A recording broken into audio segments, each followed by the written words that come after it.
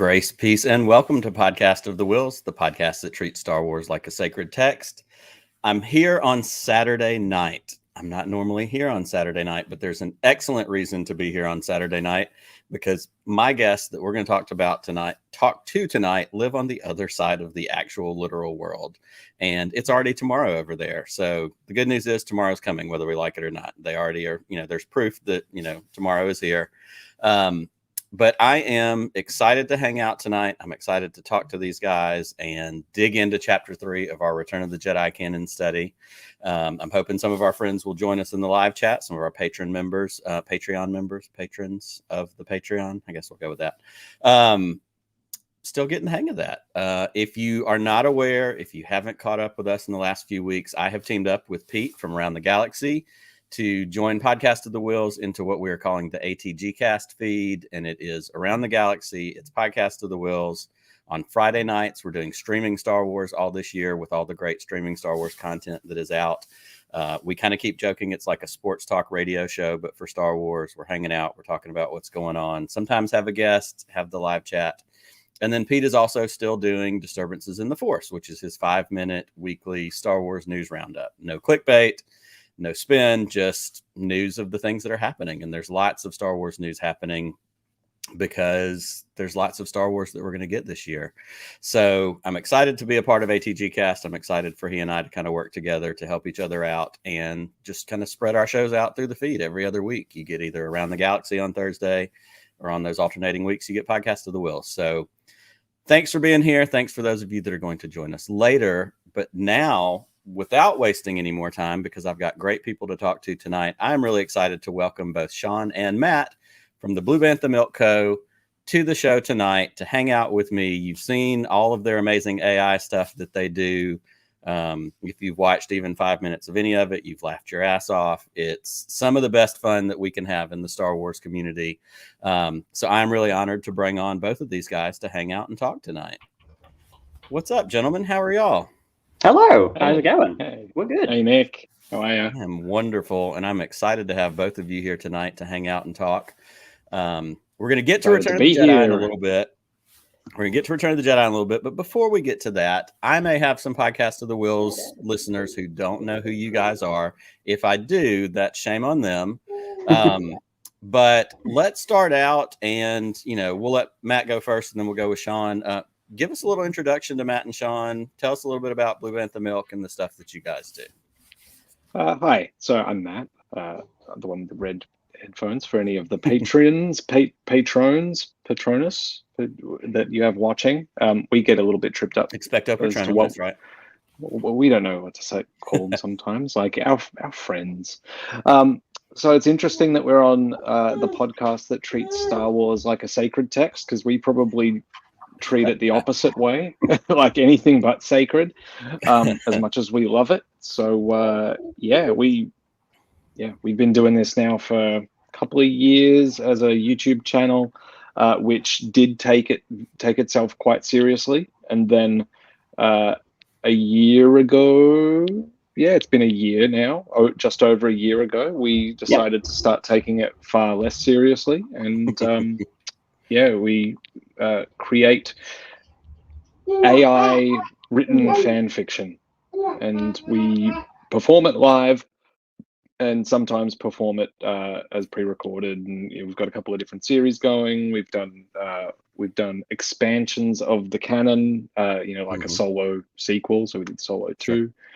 We did episode 10 first as well. What else have we done? We've done rewrites. So we did most recently a rewrite of the Death Star attack from A New Hope, with all the same characters and a new dialogue and some new scenes as well. That was the one that you did as a part of the Potathon, is that right? Correct. Yes. Yeah, so we did that as part of Potathon, and that was a lot of fun. And we just continue to keep having fun, and I don't think that's going to be slowing down at all.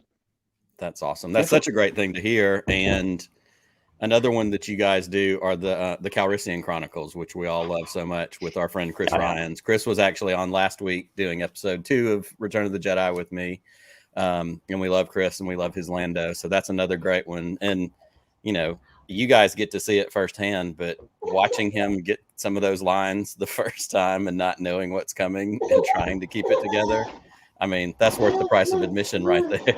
Oh yeah, that's a part. Like we're writing like episodes 5 and 6 of that at the moment, and it's one of those things. Like the first couple of ones, we wrote them without having. Sorry, my baby's just getting his nappy changed quite next all right. to me. Quite all right. But like episode 5 and 6, like we know Chris now, and we know what makes him laugh, and we know what he can't do and what he can do, and all that. So it's more fun. Like when the AI is producing something. In the past, you'd be like, "Ooh, is that a bit too weird? Is that a bit too this?" But now you're like, "No, I want to hear Chris say that." Yeah. Well, and I know you guys have talked about this on other shows, but Sean, give me kind of the quick rundown of how the AI process works, the way you guys do this. I know I've heard you talk before about, having to go through and make edits and some of that, but give me kind of a quick capsule of how it works. Yeah. So we use a program called Infokit, and we give it a couple of scripts to start with. So like with Solo, we gave it obviously the script from Solo, and I think with that we have to like transcribe it ourselves because we couldn't find the script anywhere. And then we got some stuff from Force Awakens and just any sort of interactions with Lando and Han and Chewie and all that. And then you just put it in, and then write like a little like an opening crawl, and maybe give it like exterior Tatooine, and then press go, and then it'll produce like 1,000 words or 1,000 characters for you. And then sometimes it's just nonsense, and sometimes it'll be like it'll have the wrong format. It'll be like a news story, or it'll like a short story. So you have to kind of teach it to do a script, to do a screenplay, and then you press go. And then our job then is to keep it going in a certain direction, because it's quite common that it'll kind of get stuck in lists, or it'll repeat itself, or it will randomly, like I was doing one for the Calrissian Chronicles, and it started just producing tweets from an NBA player, just giving me that, like a fake NBA player. I looked him up, doesn't exist. There was times like this guy's name was Larry Haffetz, Affetz. Looked him up, doesn't exist, but he had some very strong opinions about the rules of the NBA, apparently. And this was just like just loads and loads of that, and I had to like delete all that and go back to the start and then get it back into its own thing. So what we do is we just let it produce as much as possible. We wrangle it, we move it around, and then at the end we have this big unwieldy beast, and then me and Matt sort of pass it back and forth. So I'll go for the whole thing and make edits, pass it back to him, he does it, and we just keep going back and forth. And it's a bit of a long process, but it's very fun because obviously a lot of it is helping the AI to like find the joke sometimes, because sometimes it'll be near something and you're like, now that just needs a punchline. That just needs a little button at the bottom just to put it in. That's what me and Matt will come in and write that, or we'll find something in the AI that can do it. And also as well, it's that sort of making that decision of like, okay, well, how crazy do we want this to go?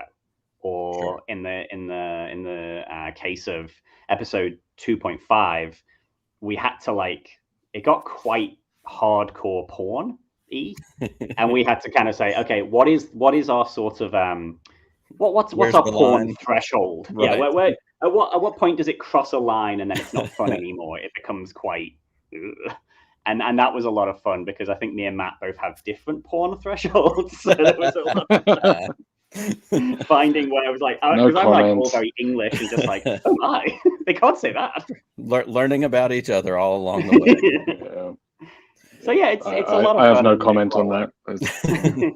Better to not incriminate yourself, Matt. Just we'll keep things moving. So in this, and I know of course you do projects that are different lengths. An episode 2.5 or a Solo 2 is going to be a longer script, a longer show that ultimately you produce, as opposed to like a Calrissian Chronicles. I think most of them that I've watched, they've been about an hour, maybe just a little bit more than an hour by the time you produce them and do the live read of it. How long does it take kind of start to finish to get to the point of doing an hour AI script? 3 months. Ooh. Okay. Yeah, we can generally only get through, like, there's a reason why we can only do 4 a year. Basically, that's all we've promised basically to our patrons. It's just like, look, it takes us a couple of months to do it and get it all like organized, because there's a team of 10 of us, that will be performing in the thing, Right. or working on it in some way. So you've got to wrangle people and work with the schedules and timelines, and those big performances get split over two. So, like for an hour, usually it's about an hour and a half to 2 hours of actual performance over two streams. And those streams are generally 2 hours themselves, just because there's a lot of faffing about that, it just is unavoidable. Yeah. And, but getting through that, I'd call that a solid 2-month process. And then we usually need a month to decompress. After that, yeah, we're something that I think works really well with both Sean and I. Like, Sean's a writing machine. Like, he can seriously, if you give him like the task and say, "Hey, Sean, write this," he'll just like he loves writing. Sorry to put words in your mouth, Sean. But I think we both have a really healthy attitude towards like not overdoing it and just having fun with it. And Absolutely. like we take plenty of breaks through the year. We're not sitting there like trying to like bash out something for the sake of bashing it out every week, like we used to do when we first started. Because and it's been better, like crafting something over time and giving it a lot of attention and care creates a much better result. Oh, without a doubt. And I think that shows in what you guys do, because I mean, these streams, these live reads that you guys have put on, in this corner of the Star Wars, online, whatever it is that we call this, that we all hang out in, they have really become legendary, and they have created so many fun moments. I mean, we've got, it's essentially canon now that Boba Fett eats fried chicken, sand beds or bed sand, and, all these things. We have a t-shirt, for God's sakes, with Chris Ryan's face on it that says boobs in parentheses, because it creates these moments. And I'm not saying necessarily that boobs is the result of like the arduous care that you put into this process, but the humor and even the community that it creates. Because if you watch these streams like I've done, it's clear the people that are doing them are having a blast. We're all laughing. There's nothing better than when somebody breaks trying to keep a serious face, pretending to be Boba Fett eating fried chicken, or when Claire's trying to be Chewbacca, or any of these other things that are happening.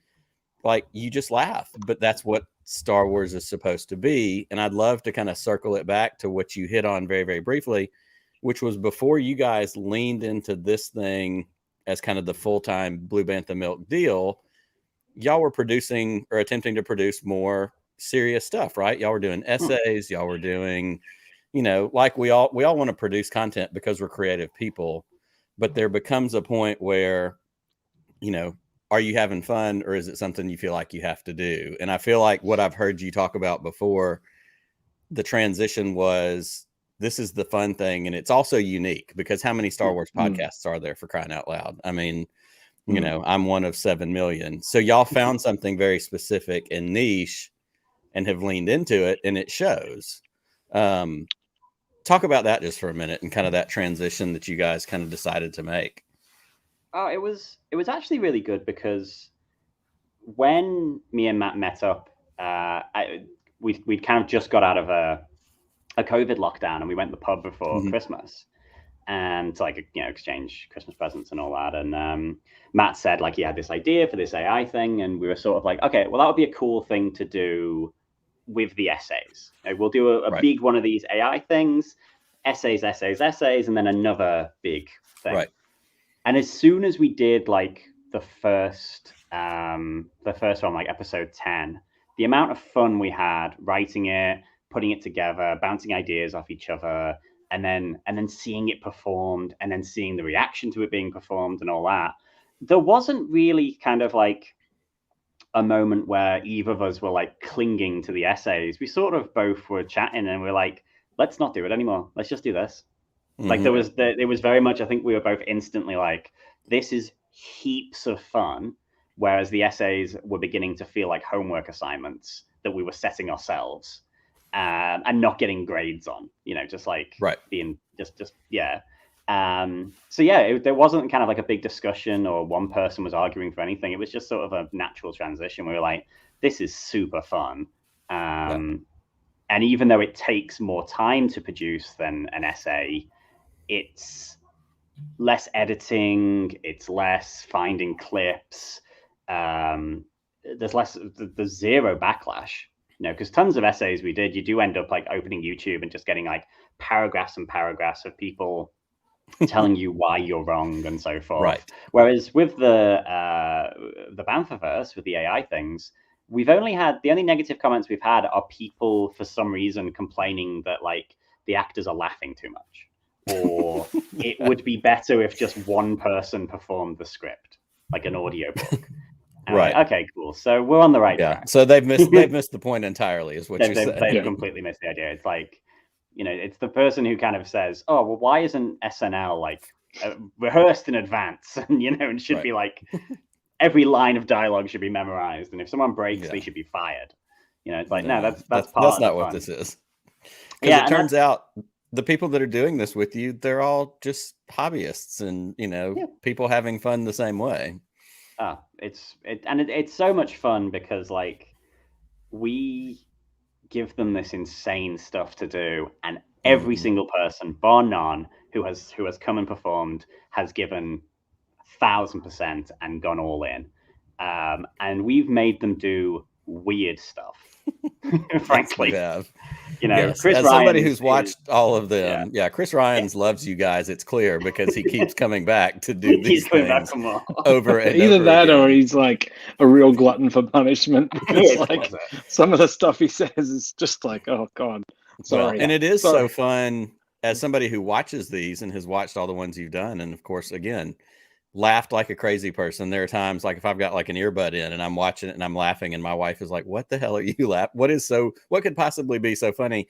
And I have to go, "It really wouldn't work for you. You wouldn't get it. It wouldn't be funny to you." But to get to watch it and see so many people that are my friends on there doing those things, whether it's Pete or Claire or Scotty or Dan, like all these people that you get in there, that just makes it that much better to see people that I've gotten to know through this podcasting space, and to watch people to watch your friends have fun. Like that's the best. Like, why wouldn't you want to tune into something like that 2 or 3 or 4 times a year? That's the kind of fun that Star Wars is and should be more than it is most of the time. Yeah. It's something that really, maybe 2 years ago, someone, I can't remember who said it to me. It's like, listening to podcasts can sometimes take on kind of a bit of a social interaction of its own. And we certainly all experience that. It's just like I wake up on a Saturday morning and I know that it's Friday night over in the States. Someone's going to be streaming, doesn't matter who it is, and I'll be like just waking up, and I'll open up YouTube on my phone and just be like, I think yesterday, so it was like Pink Milk was streaming, so I watched Pink Milk.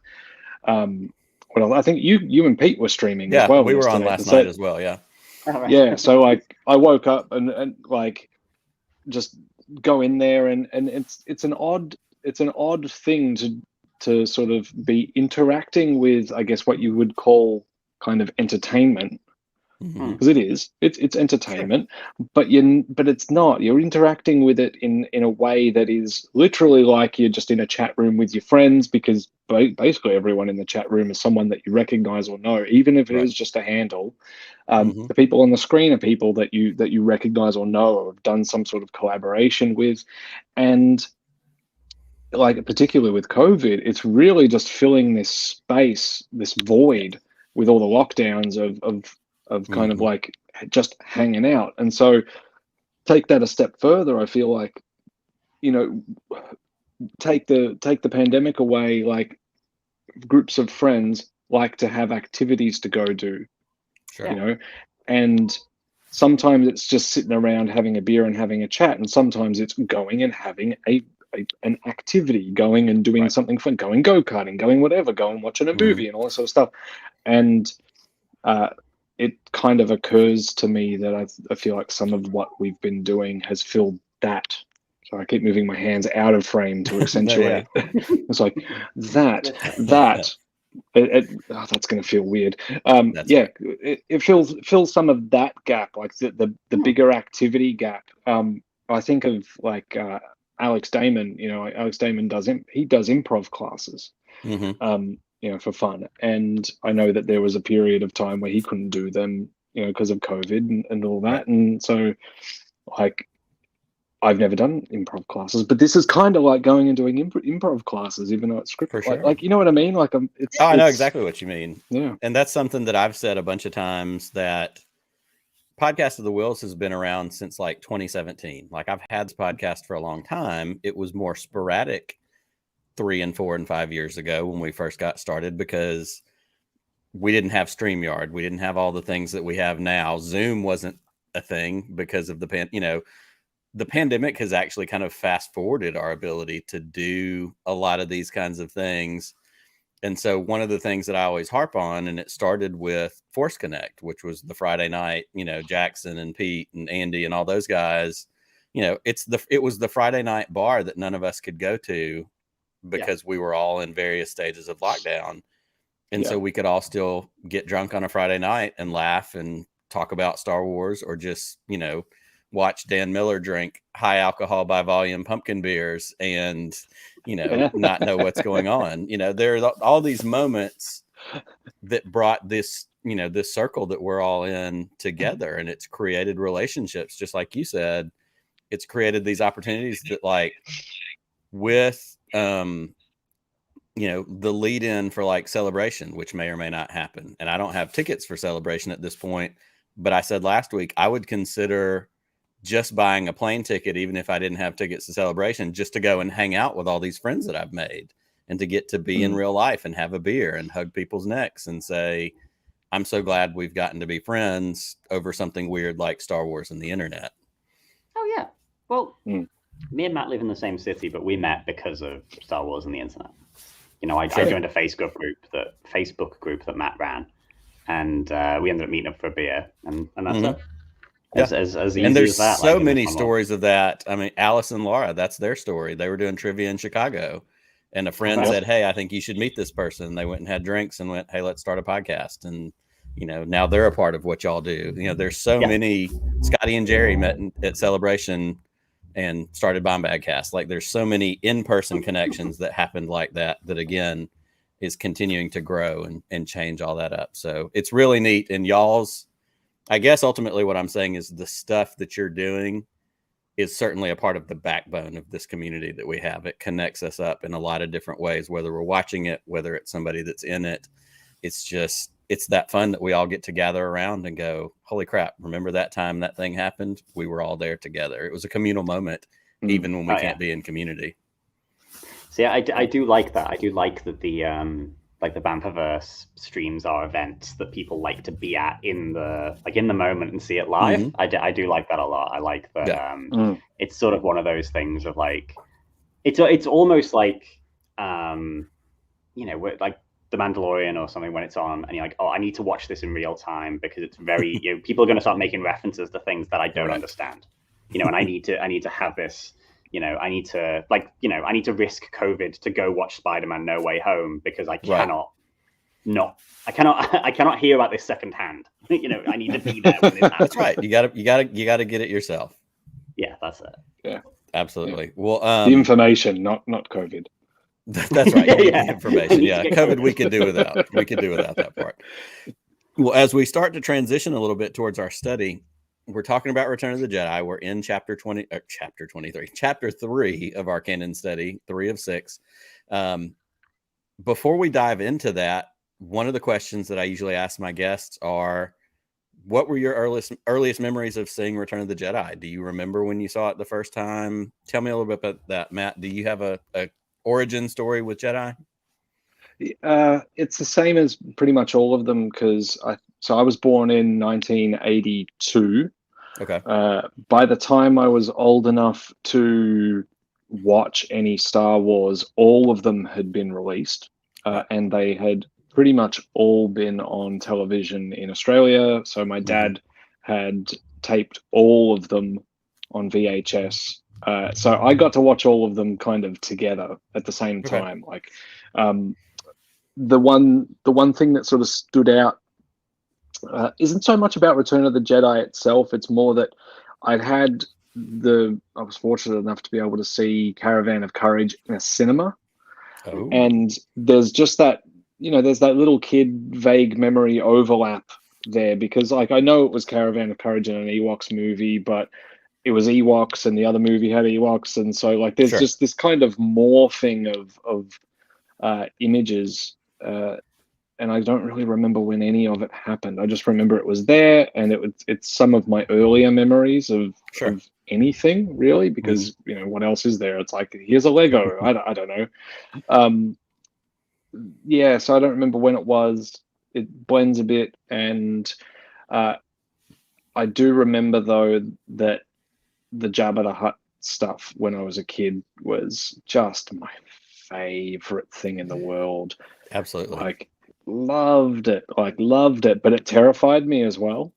And yeah, it really scared the crap out of me, I gotta say, but like really loved it because I thought Jabba was just so amazing. Like, and even on those crappy old TVs with mono sound and all that, like, when he's addressing Luke and basically like calling his bluff and all that, like his voice is so booming, like booming. And I remember that very specifically, just like it being like, well, like, oh, like don't mess with him, he's bad, like that really stood out. Yeah. Well, and one of my questions, and I feel like you've probably already answered it, to be a kid that age and to basically get all three of them at the same time, which one do you remember as a kid? Which one was your favorite? Was it Jedi? Because in my mind, Jedi feels like the one most suited to a kid that would be that age that would get all three of them. But what was your favorite? Yeah, it was Return of the Jedi, I think, at the time. Like, it kind of, even though it was my favorite, I would watch A New Hope a lot more, and it wasn't I think it's just because at an early age I was like a little bit OCD. Like, it just, I'm going to watch Star Wars. Well, I can't just watch the last one. I have to watch them watch them in order, and then something would distract me. So I'd like, I was a 4-year-old or a 5-year-old, like, intent on rewatches, like, and binging rewatches, but I'd never get through them all. Like, so, or I'd rarely get through them all. But yeah, I think it was Jedi.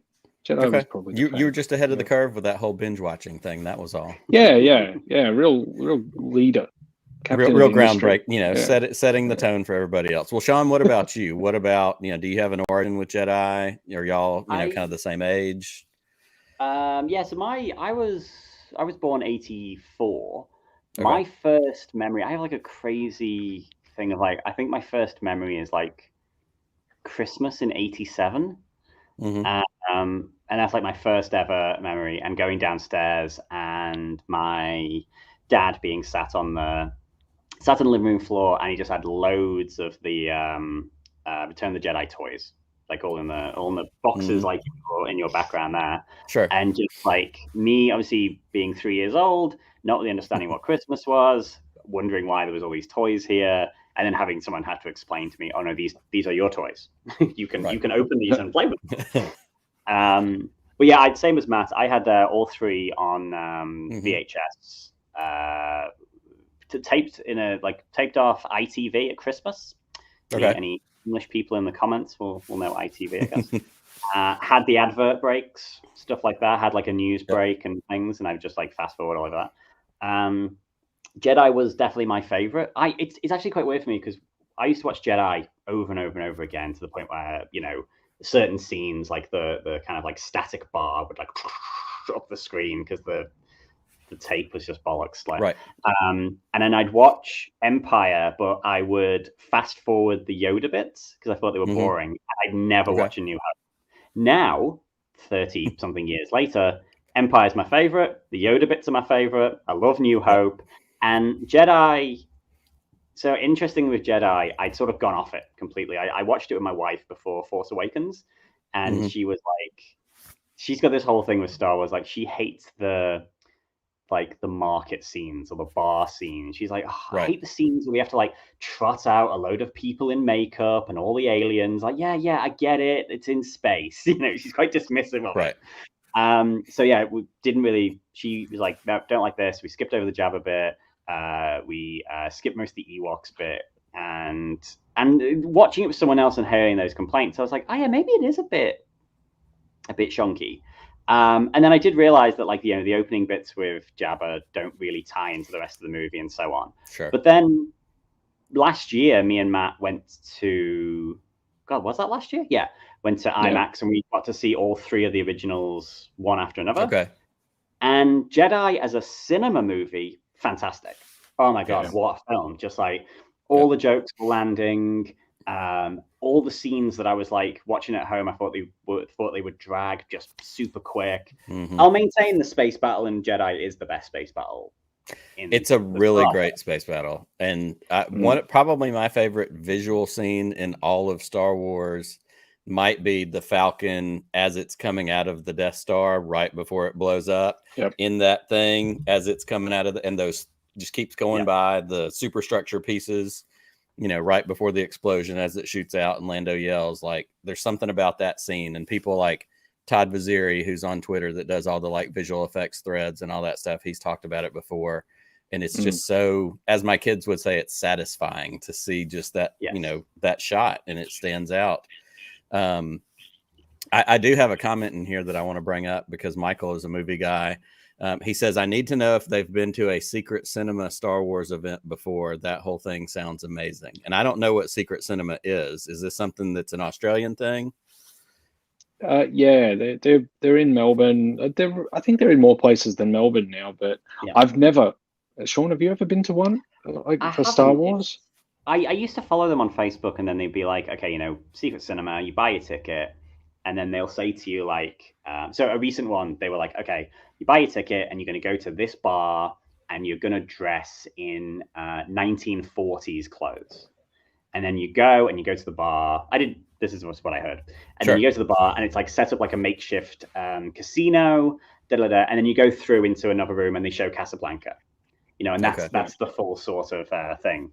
Gotcha. And I think for the Star Wars one, when they did New Hope, they did like it was somewhere, and they made it look like Tatooine. I think I've seen pictures of that. And you had to go, I guess, dressed in your Star Warsy clothes, like dressed as though you live in the desert, or dressed as though you're a spaceman or something like that. And then you go, and everything's themed, and all the people who work there are all sort of dressed the part, and there's a little bit of a performance, and then you watch the film. Sounds great. Very cool. Yeah. I've only been to one. It was a Children of Men one, and there wasn't any instruction on like wear anything in particular, but it was just like be at this place at this time, and follow orders. And you get there, and there's just like tons of people dressed as armed guards, and they're like shuffling you at like fake gunpoint into this warehouse. And there's cages, there's people in cages, there's like bins on fire, like trash cans on fire, barrels on fire. It was really cool. And then, there was like a little place that you could get drinks at the end once you'd sort of walked through it. And then, you watched Children of Men. And it was, great experience. I'd love to do a Star Wars one. Absolutely. Michael also followed up. He says Lucasfilm would never allow secret cinema to happen in the States. All right. Yeah, it would be such a fun event if they did. I mean, I think it's all sanctioned when they do it here, like, because obviously they've got to get the right. Well, you got to be approved to be able to do a public broadcast. Yeah, of anything like that. For any of that, for sure. Yeah. Somebody paid for those rights. I think it gets support here. Yeah, it gets support here. That's great. Yeah. Well, one of the other questions I have, and this is the last one before we jump into the study itself, because this is a show that treats Star Wars as a sacred text, and because obviously we are people who love Star Wars, we commit a lot of our free creative time to various Star Wars pursuits, whether it's collecting, writing, producing, all that kind of stuff. One of the questions I love to ask my guests is, in the course of your experiences with Star Wars, have you had a Star Wars spiritual experience? Have you had a moment at some point in your Star Wars life where it was more than just a movie? It could be the first time you saw something. It could be a communal experience. a time where, as the kids would say today, Star Wars just hit differently. Is there some moment that you can put your finger on? And either one of you are welcome to go first if you have one. What is your Star Wars spiritual experience? I think mine was, so I'm 37 years old, but I only learned to drive about 5 years ago. Okay. When I moved to Australia about 7 years ago. And then as soon as I moved here, my wife was like, yeah, you know, I'd taught overseas for yonks, and I'd lived in England, and I just survived on public transport. But when we got to Australia, she's like, yeah, this place is massive. You're not going to survive. You're going to need to be able to drive. So I got my L plates and I started doing my lessons and so on. And then I think the day before I took my test, the first trailer for Rogue One came out. Mm-hmm. And when Chewt Imri is saying, like, I will, I fear nothing. All is as the Force wills it. Mm-hmm. And I remember just being like incredibly nervous, standing outside the testing center, waiting for the teacher and the driver to come out to take me on my test, and just being like, everyone who I knew I was taking the test, because I couldn't keep my mouth shut. And I told my family, and I told my Australian family, and I told my English family. So everyone was just like waiting to find out what I'd done, which in hindsight was probably silly. I probably should have just not told anyone anything. That's right. And I just remember being outside, just waiting and just thinking that, just like, I'll feel nothing. And I did find that it really sort of calm, like it's like in Dune, like a litany against fear. Just sort of repeating it over and over again. I just find myself calm. And then when I was driving, I just kept that in the back of my mind. It was just like, okay, there's no point being nervous, and I just thinking about that. And yeah, so that's probably been as close for me as I've had, because I don't have that many spiritual experiences with movies. I don't think, I'm not really, I don't know. Now you've put that in my head, I'll have to start thinking about it. But yeah, that's fine, Matt. Okay, I love that. Matt, what about you? I think probably The Force Awakens. Actually, no, not think probably, definitely The Force Awakens, because in this age bracket that we're in, it's I think we've all had that experience of Star Wars being the thing that you had when you grew up, and then you have all the things that you get distracted with, and all the stuff that is frankly more important as you go through becoming an adult and all of that sort of stuff. You have I'm in the right age group to be, very, very acutely aware of, the prequel backlash, and just how, for a period there, just how unfashionable it was to have any sort of public association with the franchise, or sort of show off any kind of fandom. Right. Coming out of that very, very frankly cynical kind of era of Gen X films and all that sort of stuff, and all that humor that sort of went along with it, then into South Park, all that sort of stuff. There was no kind of nerdy fandom for me for a big period of time, but it was always sort of something that I wanted to sort of be engaged with. And then The Force Awakens at a meta level definitely awakened something, because that first trailer kind of shocked me in a sense. I don't think I've been so prone to tears in film ever before that. I would watch a movie and be like, oh yeah, that's a sad bit, whatever it is, or that's a happy bit, and I might be if it's something really, really shockingly sad or whatever like that, I'd get a bit teary, but never on something that I'd never had something hit that button before, that button that opened up something that you'd long forgotten about, or some memories or something like that. And it was when the Falcon sort of does its, it's big upside down and flying through and all that, and then the big logo and the Chewie we're home and all that, and I just wept. I still even now I'm like hold it together, but I wept when that happened. And I remember I was at work, and we watched it so many times. so many times. And it was the months, sort of, or however long it was, maybe even a year, I don't know, but it seemed, in memory, it flew by. But Yeah. like just that time between the trailer and the movie coming out, where it was just like all bets are off, floodgates opened, like, that's it. I'm just all in on this. And I don't think I'd had that experience of being so all in on something ever before. Yeah. Ever before. And that was it. It's carried on since then. Yeah, I love that. And I love you hit it right on the head, especially with those Force Awakens moments. I was born in 78, so I'm just a tiny bit older than you guys. Mm. But the same thing, like I grew up with the original trilogy. I was in college during the prequels and was unfortunately for a little while one of those people that was like, that's not my Star Wars. I wasn't ugly about it. I wasn't horrible about it, but I also just went, I don't like that. I don't recognize it, whatever. And like you said, as you become an adult, as you change, as you grow, as you evolve, you figure out the world and life and art and all these different things. But the Force Awakens trailer, I'll never forget. I was watching it in my car. I was out of town for work, and I was in my car. My car was connected to Bluetooth, and watched that trailer on my phone in my car. And that same thing, when Han Solo pops up and said, Chewie, we're home, I just lost it. Like, this is what we've been waiting for. This was, the moment that fans of our age, and it told us there was something exciting to come. Like, we were excited for what it was going to be. And like you said, no matter what the time frame was, it flew by. And then we got the movie, and it's continued to kind of, the pedal has been to the floor ever since. We're continuing to get more new things we didn't know we wanted, like a Mandalorian or a Boba Fett show, or any of the 20 other things that we're going to get over the next, however many years. I love that. Those are both excellent responses to my silly Star Wars spiritual experience question. So thank you for sharing those. Welcome.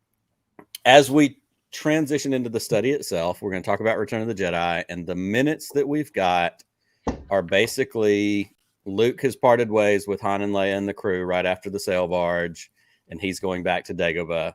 And then we're going to end right around the time that Han is looking at the Falcon, and actually when they jump to hyperspace in the Imperial shuttle headed for Endor. So we've got that segment of the movie. That's our sacred text, as if you will, for this part of our study. So the first question, and I don't care who goes first, either one of you, it's great.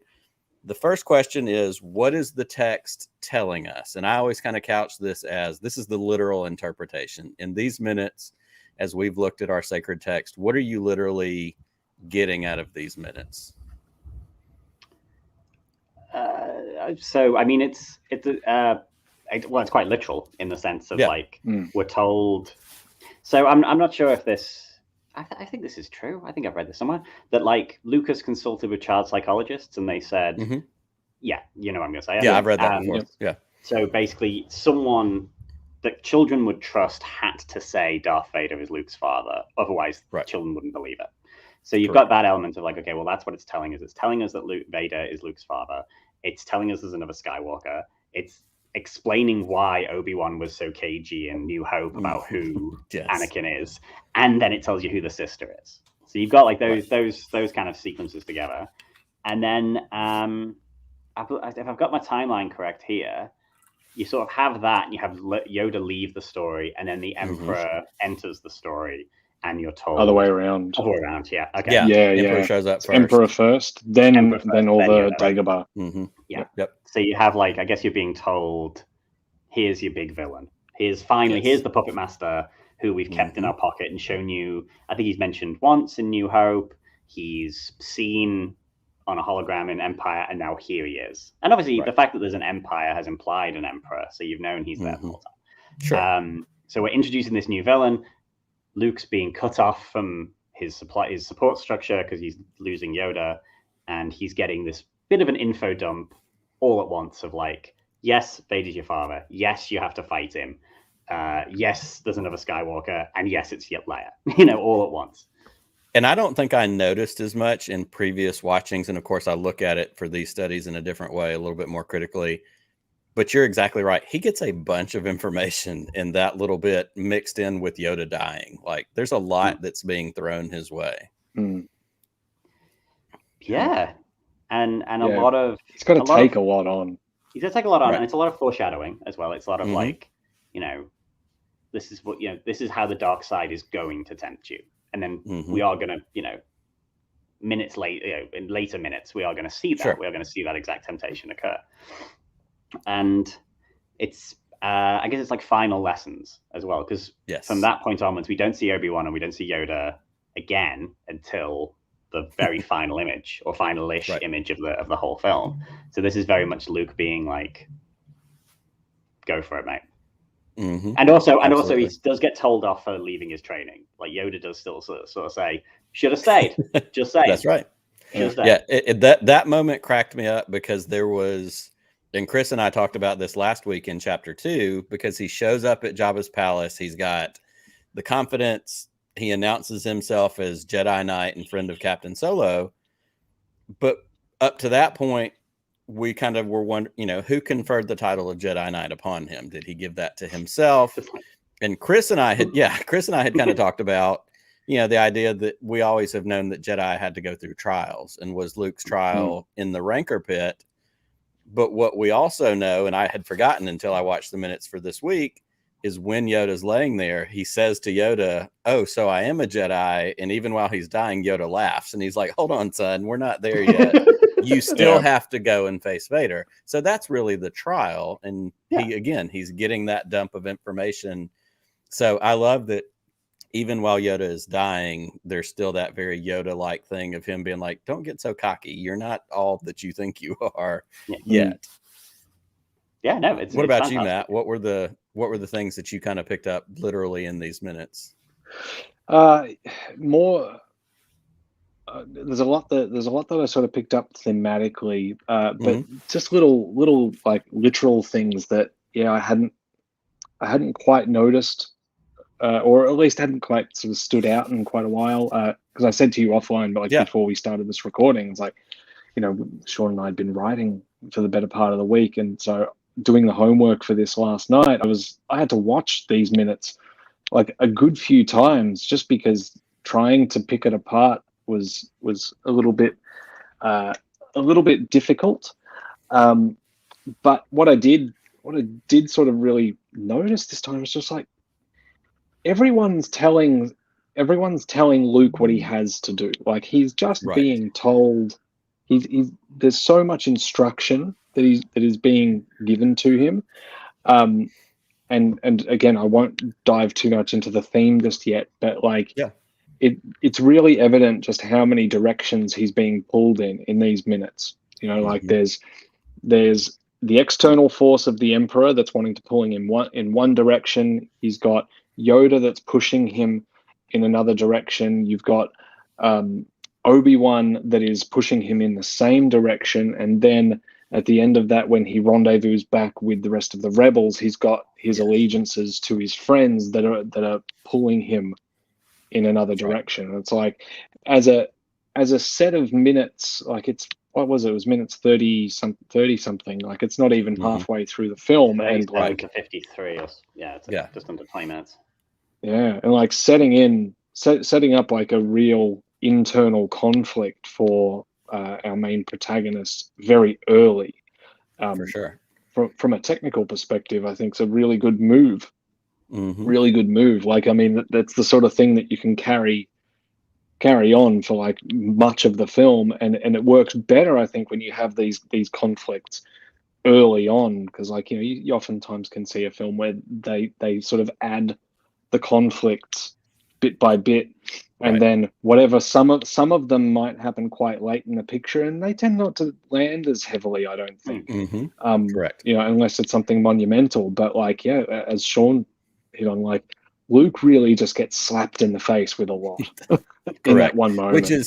Which is so interesting, because coming on the heels of last week, and this is again something that Chris and I talked about, where we get super confident Jedi. Luke shows up at Jabba's palace. He's wearing all black. He force chokes the guard. He comes in. He's doing all these things. He stands in front of Jabba. He's not intimidated. but the split second he drops into the rancor pit, he goes into panic mode. Like he's nervous again. Like he temporarily loses that confidence because he's still sorting this crap out. Like he doesn't know fully who he is yet, all the things that he's going through. Defeats the rancor, and then all of a sudden we're on the sail barge and he's confident again. And he's like, just stick close to Chewie and Lando. Everything's cool. Flips, kicks. He's mercurial. He's going up and down as he's sorting this stuff out. And you're exactly right. We get that in these minutes too. Like he shows up to Yoda to fulfill his commitment. I'm coming back. And he kind of thinks he's the business. And then pretty quickly Yoda puts him in his place and then takes his feet out from under him with the sister bit. Yeah. But then he's also right back on it when he's talking to Obi-Wan, and he knows immediately, oh, it's Leia. Like it's a very interesting character thing. And I think, Matt, you hit on it exactly. To get that much that early in this movie, when I was breaking it down into the 6 sections that we usually do, and I was sorting it, I realized just with these minutes that I gave you guys, there's still so much movie left. Yeah. And we've set up this much stuff early on. Well, there's an argument that could be made by me now. That we'll allow it. Yeah, thank you. The opening sequence of Return of the Jedi, up until where our minutes start, is the end of Empire. That's Empire ending. That's solving that. This movie starts at these minutes. Right. Like these are the opening scenes because you get your antagonists established. The thing Matt said about, so the Emperor's got plans, Yoda's got plans. Obi-Wan is telling him to do something, but has completely lost his credibility to a certain degree because Luke's like, well, why didn't you just tell me this? Right? Why didn't you tell me this earlier and we could have done something about it? Instead, you're giving me this nonsense about points of view and just wiffle waffle, and I don't know what you're talking about. And then obviously, like Matt said, he ends up with the rebels, and then suddenly he's like, well, I can't let my friends go to the planet without me, and I definitely can't let Leia because she's my sister, and I need to keep her safe. And I need to protect the rebellion, but it's all of these ideas are sort of conflicting with each other, and this is when the movie really starts. This is where Return of the Jedi, I lost you for me anyway, really starts. Oh, am I gone? Can you hear me, Matt? Maybe it's me. Yeah. I've got Sean. I think you've lost me, Nick. If you're in the live chat, can you still hear Sean? Can you hear me now? Yep, we're good. My AirPods died. It was my fault. Right. That's the thing. Like I've got AirPods, and I'm like, I'm not even going to mess around. I am too unlucky with that. That's right. They will either die or they will burrow into my head. But yeah, so that's sort of my weird argument with Return of the Jedi. But the opening sequence sort of doesn't do anything. It's like a cold open. It's sort of like previously on Return of the Jedi. Yeah. And then but I think that idea of like this being the opening and this being really where, dare I say it, the Jedi does begin to return. Kind of like, but going off what you were saying there about what you were talking about with Chris, that is helping me warm to those opening sequences, in the sense of like, if you don't worry about the rest of the characters and you just focus on Luke, then that's great. That's great character development. He's showing himself to be this kind of like, I'm a Jedi Knight. Like, say I'm a Jedi Knight. And then I do love the fact that then, like you say, he goes to Yoda, and Yoda's like, you're nothing. You should have stayed and trained. You should have let your friends die. Yeah. Yoda. Well, and those moments, even in Empire, so, they hit him with the whole, you have to make a choice. And if you make the choice, you have to deal with the consequences, all that kind of stuff. And it's very... it's the most Jedi thing that can happen. Here, you can make a choice, but if you make the wrong one, it's your fault. And if you make the right one, your friends may die, but we're not going to tell you anything. And that is teaching to a degree. That's parenting to a degree. But like, it feels also in the Star Wars and Jedi universe, it's more exaggerated on a certain level. Yeah. And confronting fear is confronting fear is the something of the Jedi. What is the line? Confronting fear is the burden. The burden of the Jedi. Well, that's the thing. You're thinking about what he says about it's my favorite Last Jedi line, which is we are what they grow beyond. That's the true burden of a master. That's the one that I quote that all the time, especially as a parent of 4 daughters. Like, I want them all to grow beyond me. I want them to be better. But ultimately, and you both hit on it with this first question, there's so much that we're being told. We're being told, there's anxiety, there's eagerness. Vader's super eager to get back to Luke and that whole thing. The Emperor says it when he shows up on the Death Star. Luke, he's eager to get back to Yoda, and then he finds out about Leia. There's just a lot of, almost like pent up energy. Like, where are we going? Let's make the next thing happen, which makes sense for this stage in the movie. There's something that, just as you guys were chatting, you know how Sean, you said it, like Obi-Wan has basically kind of like lost credibility, to Luke and whatnot. I think the Obi-Wan scene is a really interesting one because there's such kind of like definitive kind of direction in the others. Like so the Emperor is very definitively, this is what's going to happen, and I've foreseen it. It's going to happen. Yoda is very much like, this is what must happen, and this is what you will do. It's very, very, very definitive. And Obi-Wan's a little bit more like, like obviously he's explaining and giving context and all that, but like Luke's whole, like, paraphrasing here, why didn't you tell me? We saw kind of why he couldn't be told with the Rancor pit scene, I guess, because he as Luke thinks he's got the answers and he knows everything that's going on, but like you stick him in front of one big monster and he like you said, he panics. Yeah, he panics. Like if Obi-Wan had been truthful to him way back then, Luke wouldn't have gone on that journey. Luke would have freaked out. He would have sat in his little shed with his toy plane, just like going, yeah, it's fine. I'm gonna be a farmer. Like I don't think he would have. That's right. All the blue milk. Yeah, I don't think he would have answered the call. Like I don't think he would, or at least not in the same way. Well, and that's a really great point, and we see that with Luke in Empire. When he shows up on Bespin, he shows up to confront. He's really going to rescue his friends. He's not showing up to confront Vader. That's just what ends up happening.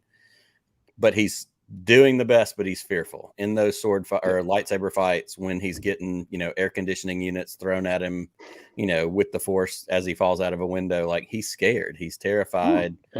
All that stuff. So then we get him now, and there's a confidence or a bravado that's as much show as it is anything else. He's putting on this, and so we get the glimpse in the Rancor pit, but then he kind of gathers himself for the sail barge. But of course, the evolution in the hero's journey, which is such a Star Wars Lucas thing, is that by the time he gets to the confrontation with the Emperor and Vader at the end of this movie, when he throws the lightsaber away and says, I'm a Jedi like my father before me, that's when he's finally come into his moment. And that's him reaching that point. And then, of course, we get that farther down the line in Last Jedi as someone who's worn down by life, which is another fascinating, amazing look at another part of the hero's journey that doesn't get talked about. But for where we're talking about right now, he's still working it out is really what I'm picking up in this first part of this first question.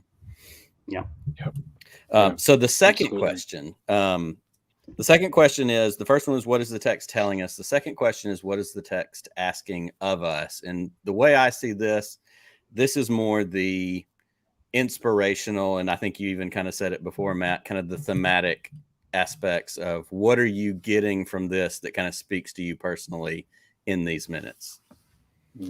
Yeah. I mean, it is literally asking us to be sad at the death of a Muppet and succeed. I mean, I've always said this about Empire and Jedi.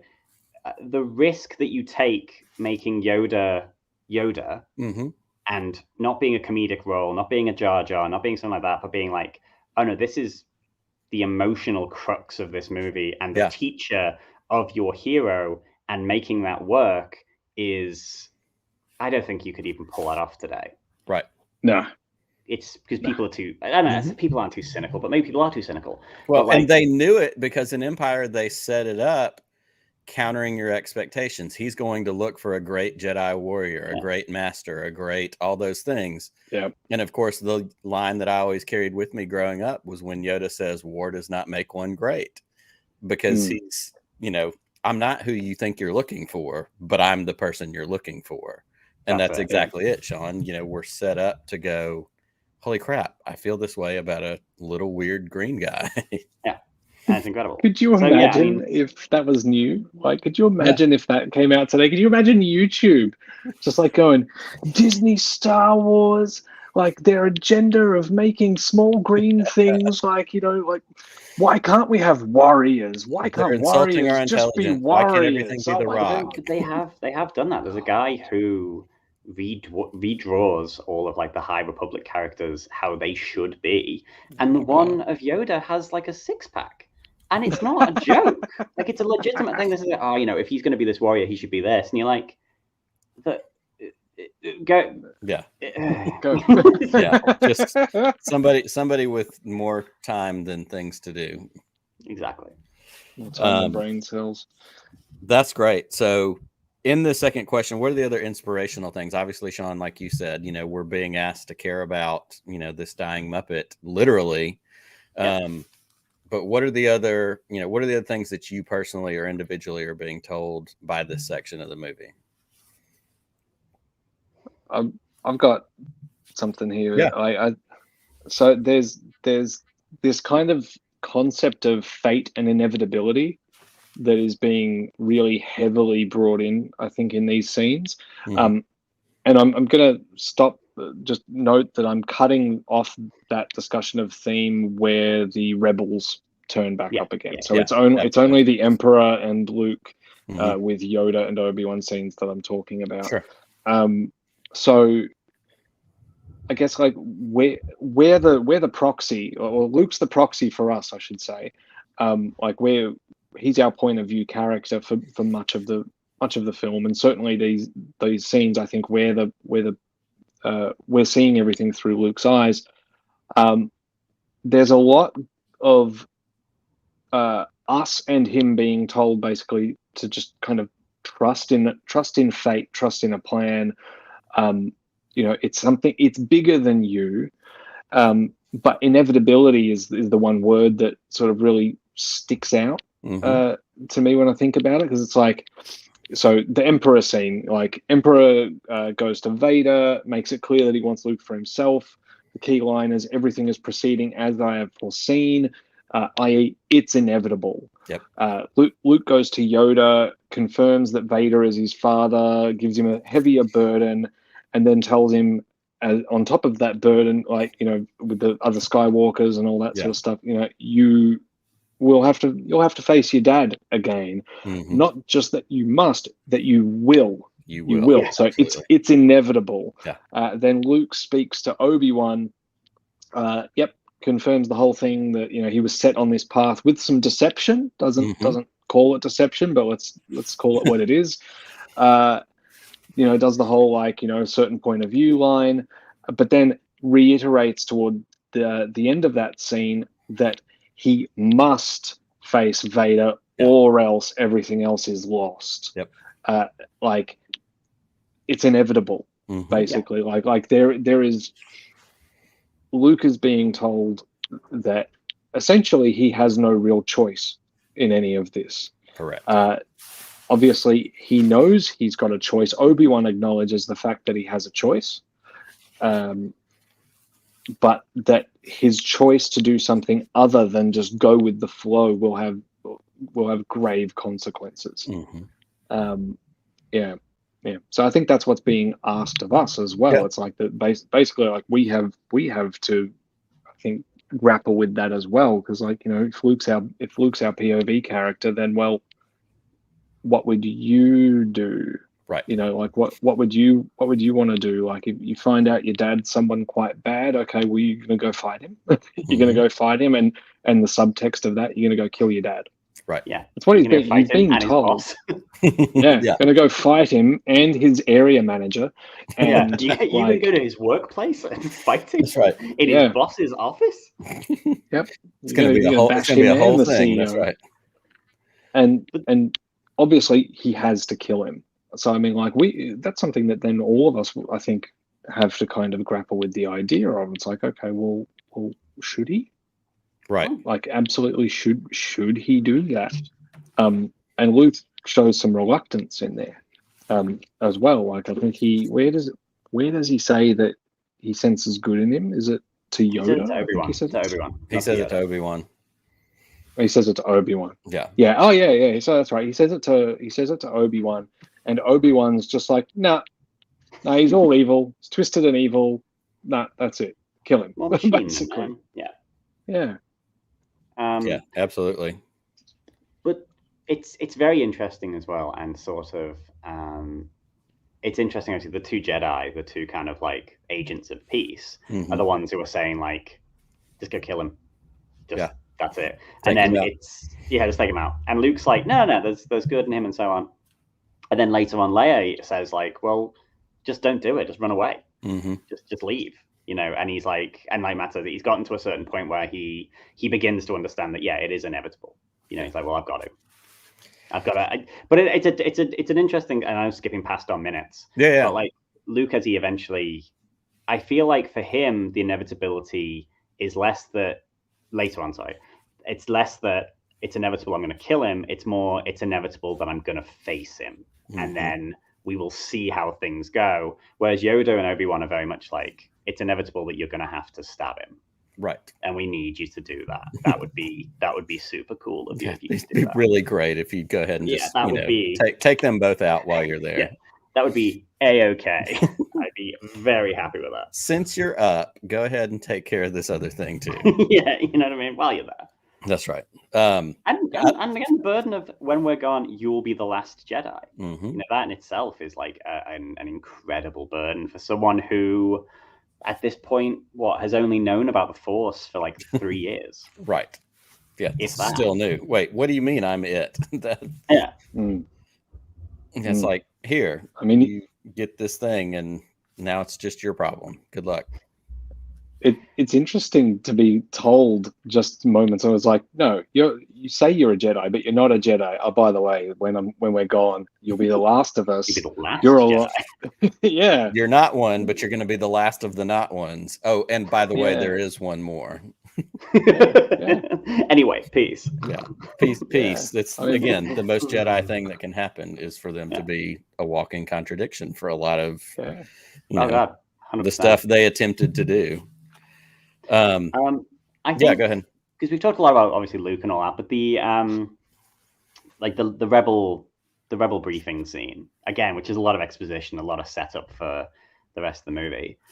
I guess it does it offers the inspiration for Lando of like, you can do bad things and come back. If your intentions are good, you can find your way back to the light, so to speak. Right. It also weirdly, again, and I know this isn't really inspirational or thematic, but it is asking you to say, okay, well, why? I think it asks.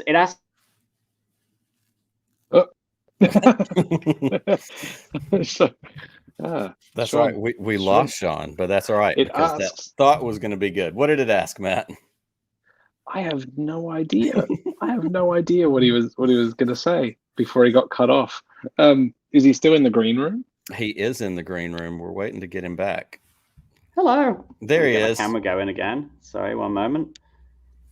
As you said, it asks you. No, I saw it. I saw it all happening, and saw you all kind of like talking shit about me when I was out of the room. It asks you to say, okay, second Death Star. The two people who blew up the three people who blew up the first Death Star, Luke and Han and Chewie. We're not going to send them this time. We're going to send them down to the planet. They're not gonna take their things, and that always wound me up of just like, why would you send them again? Yeah. They know how to do it. They know what. And I know obviously it's for the sake of so on and so on and so on, but like, there's always just that's the son of one of those weird. There's a lot of things in Return of the Jedi where you're like, why would you want a 3PO on a mission in the jungle? And R2, he's on wheels. That's right. It doesn't seem like he's like built those for weird that. Little things that like when I was a kid, I was just like, this is great. I love this. But then later on, you're like, oh wait, if I was planning a covert mission in the jungle, I'd just take as many Wookiees as I could. Absolutely. I'd go to Kashyyyk and just kind of create an army of Wookiees and send them. We're crewing up. We're going to Endor. Let's go. Let's go. Yeah, That's not the big golden rod. Like, I mean, that's the thing that's going to stand out and the get you bright immediately white. shot at. Yeah. Well, it makes the it actually kind of brings light to the line in Rogue One when Jyn says to K2, you know, if we're walking around, there's going to be a lot of people that want to shoot at you. yeah. You know, let's put a target by taking the shiniest thing we can find into the jungle. But crazy. It was the right idea. That's right. Ewoks did think he was a god and so on, so it did work out. Turns out it worked out. Then it worked out. But yeah, I mean, I think that's the thing. That brief sequence with the Rebels, it does sort of with Han Solo and with Lando, like this idea of like these two characters who, at this point, we hadn't seen, but now obviously we've seen Solo, a Star Wars story. Mm-hmm. The idea that they would be that and then end up as generals in the rebellion, fighting for something much bigger than themselves. That's cool. Yeah. And they even give us the lead of that when Han says to Lando, "Look at you, a general." Like they're even narratively saying, "Yeah, can you believe it? Neither can we." Yeah. Well, that's awesome. And so as we circle in on our final question, as we get ready to wrap up, the third question is, where is the text sending us from here? And the way I always kind of look at this is kind of, what is the real world application? What is something that you take from these minutes that you might carry into your life? As the minutes by themselves,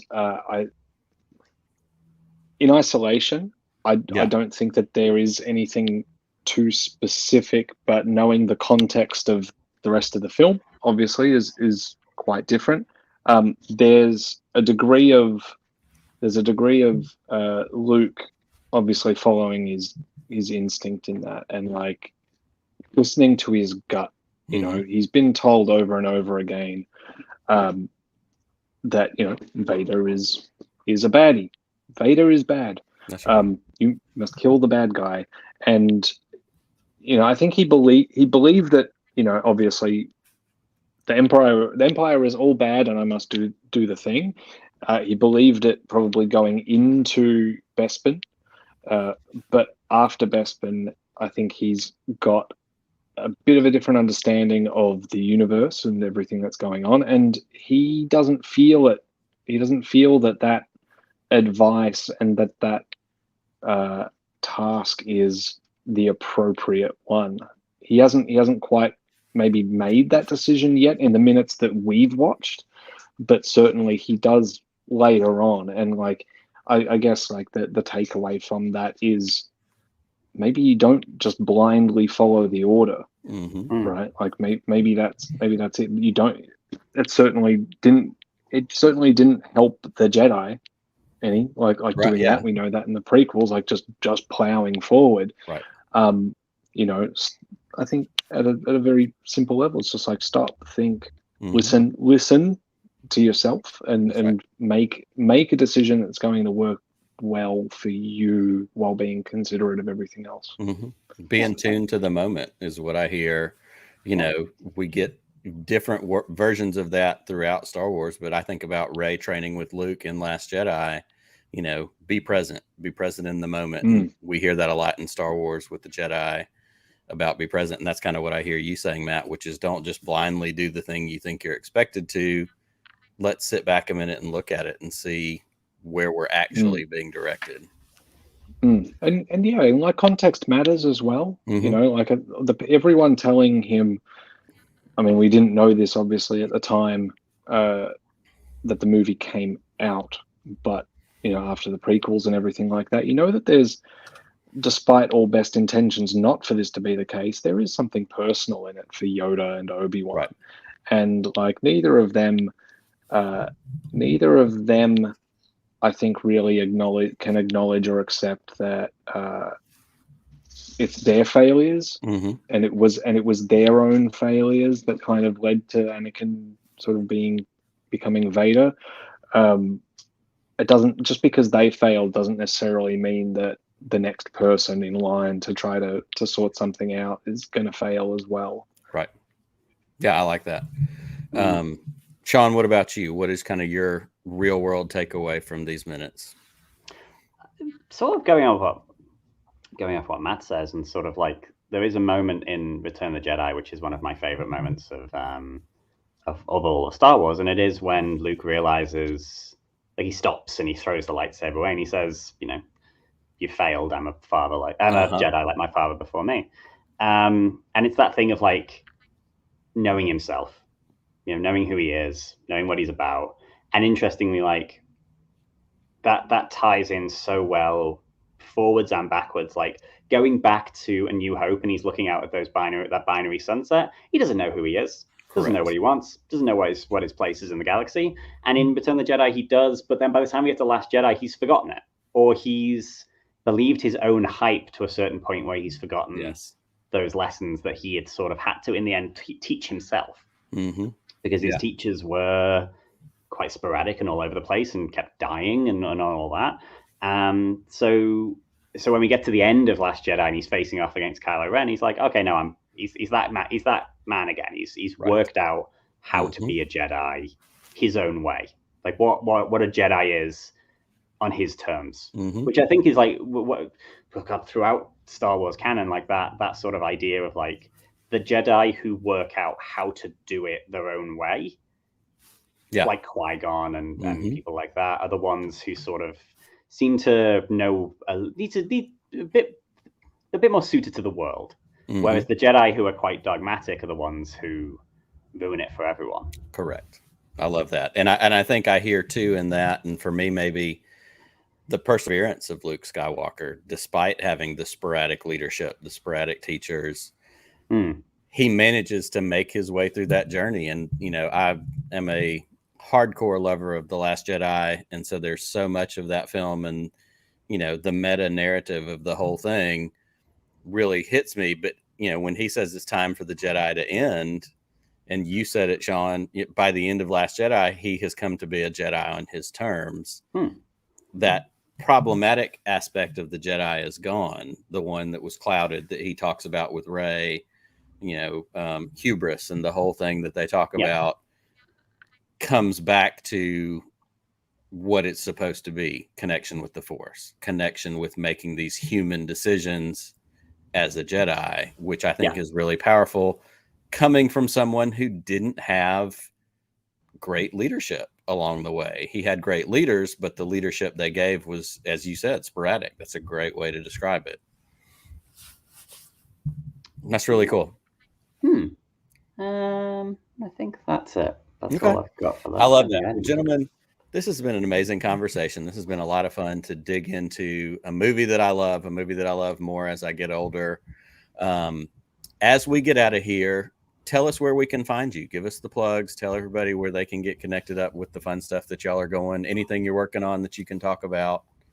What you got?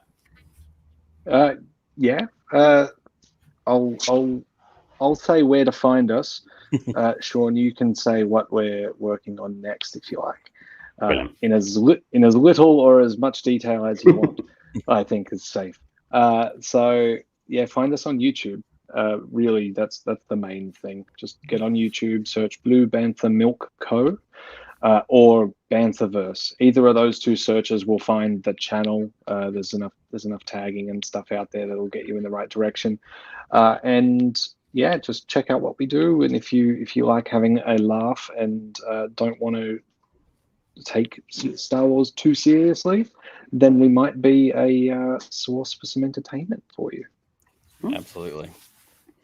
Coming up, we've got so me and Matt are currently both writing Calrissian Chronicles.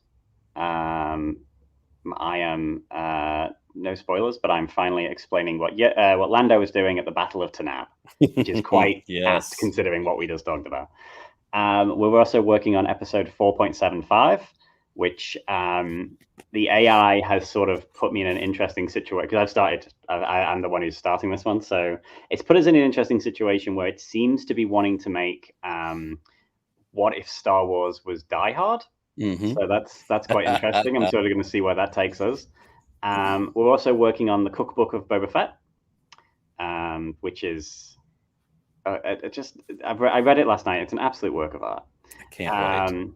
Draft 1 is finished to that. It's Yeah. well and truly finished now. I think like we just got to do some editing on it, but it's pretty good. It's pretty wild. It's pretty amazing. And also we're working on the council, which is our sort of Jedi Council office booth thing that we're kind of working out how best to format it. God, there's lots. And then obviously after that we got 3 more big ones to do for the year. We're considering doing another rewrite of a established scene, which is a lot of fun. And then we got to decide which ones we want to do, because there's a lot of options for different feature length ones. There's too many options. Like, that's the problem. It's not like this one's better than this one. It's just like, my God, if we did this, that would be amazing. But this would be amazing, and absolutely. So it's a bounty of riches. That's it. It's just there's too much to, and then they keep making new Star Wars stuff. So I keep like, oh God, maybe we should do something with that, So yeah, so we got lots in the pipeline, and lots of little things, and messing about with like doing YouTube shorts as well. So keep an eye out for those. And just lots. That's fantastic. Well, again, I can't thank you guys enough for being here and hanging out tonight. It really has been a pleasure. To all of the listeners of Podcast of the Wills, if you're not already on the Blue Bantha Milk train, what are you doing? Like, you need to get caught up. There's plenty of stuff you can go watch on the YouTube channel. And I am so excited about all these things that you guys have coming up, because it really is one of those events where I just love to tune in, to see my friends getting to read these things and laugh along with them. It's so fun. So thanks for doing that. Thanks for being everything that you guys are doing. Thank you to everybody who listens to Podcast of the Wills. Thank you for being a part of Podcast of the Wills, the ATG cast feed. As Pete and I continue to kind of work together with Around the Galaxy, Disturbances in the Force, streaming Star Wars on Friday nights, all that different stuff. Keep your eyes peeled for more stuff. We have ideas. We're working on content. It's a passion. It's a hobby. It's things that we love. And our listeners and our patrons and our friends that we hang out with in this space make it all worthwhile. So thank you to everybody for tuning into this episode. Thanks to Matt and Sean. And until we are together again next time, may the Force be with you always. Thank you. Thanks.